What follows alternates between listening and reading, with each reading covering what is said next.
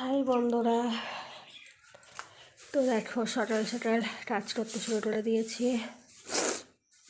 এখন ঘর বাড়িগুলো ঝাড় দিয়ে দিচ্ছি।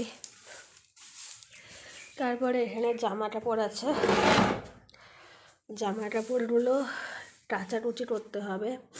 আরও দেখি কয়েকটা খুঁজে খুঁজে বের করবো। আরও 2-4টে আছে জামা কাপড়। আর এই গোটা কালকে কটা কেচে দিয়েছি।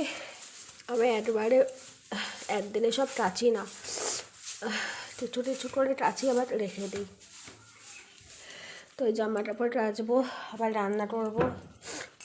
সে তো বাজারে গেছে, দেখি কী কী রান্না করতে বলে আজকে।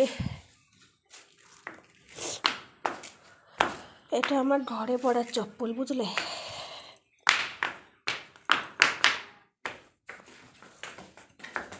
তো মাঝখানে আমার একটু খুব রাগ হয়ে গিয়েছিল, মানে সহ্য করে আছি রাত কোনো রকম। তারপরে তুই দাও, আমি একটু পরে স্নান করবো, রান্না করে স্নান করবো, শেষ মারে নেবো। আমার আরও আছে, আরও নিয়ে আসে ভিজাবো। রুমাল টুমাল হাবা যাবো আরও আছে আমার।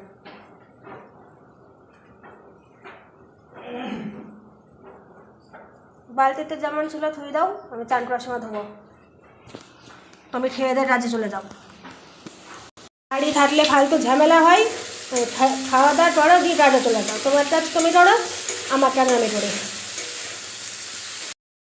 আর আমার রাগ হয়ে গিয়েছিলো, তার কারণ হচ্ছে প্রথমত দেরি করে বাজার থেকে এসেছে বাজার নিয়ে, আর দ্বিতীয়ত বলছে একটা আইটেম বানাও, সবজি করো নিরামিষ, ডাল করো, আলু ভাজো, শাক ভাজো, পটল দিয়ে চিংড়ি মাছের তরকারি করো। আমি কতগুলো করি বলো তো, আমার শরীর ভালো না, এমনিতেও যখন যা বলে সেই রকমই আমি করে দিই।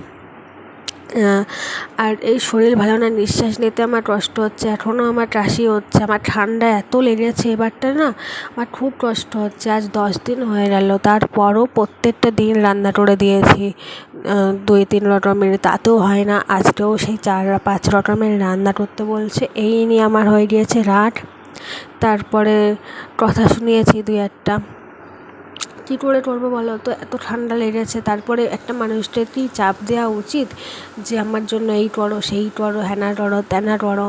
হ্যাঁ, বললাম তাহলে শাক ভাজা আর পটল চিংড়ি ঝোল দিয়ে তাহলে খাওয়া হয়ে যাবে ভালো মতো, তাতেও হবে না। তারপরে রাগে তারপরে ডাল করেছি, শাক ভেজেছি, আর এই পটল চিংড়ির ঝোল করে দিচ্ছি। আমি বলছি আরও দাও, কী রান্না হবে না হবে আরও দাও, আরও আমি সব করে দিচ্ছি।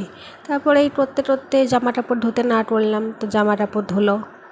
তো জামা কাপড় আমি ভিজিয়েছিলাম, আমি বললাম যে চান করবো, আমি স্নান করবো, রান্না বান্না করে স্নান করার পর আমি ধুয়ে দেবো, তোমার মাতব্বরি মেরে ধুতে হবে না।